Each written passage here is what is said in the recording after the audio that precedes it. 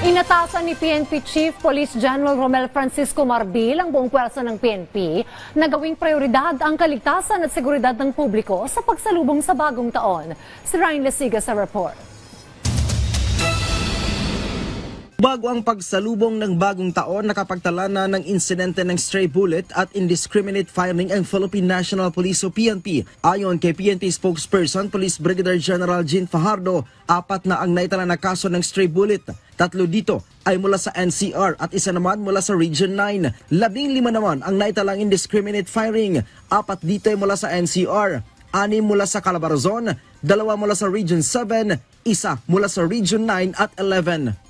Hindi tayo talaga magsasawa ng paalala at pakiusap sa ating mga kababayan na hanggat maaari po, ang inyong mga baril ay dapat hindi po yan ginagamit sa mga klase ng revelries or festivities dahil maaari po kayong makadisgrasya ng ibang tao. Patuloy din daw ang pagtaas ng bilang ng mga nabibiktima ng firecrackers na pumalo na sa mahigit 500.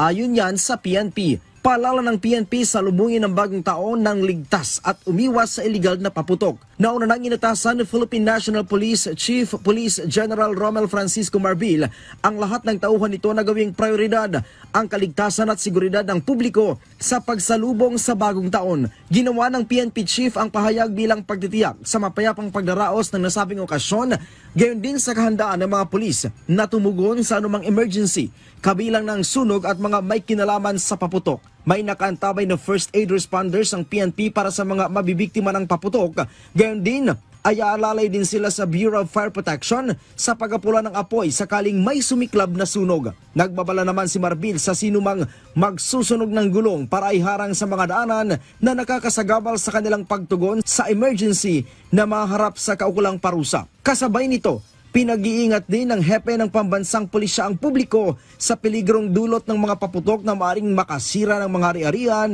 at maging mitsa sa pagkalagas ng buhay. Sumunod po tayo sa mga batas at aling tutultunin na inilalabas po natin at patuloy po tayo makikiusap at hihingi po ng kooperasyon po sa kanila. May mga pinatutupad po tayo, mga security protocols and interventions para maiwasan nga po itong mga ganitong insidente.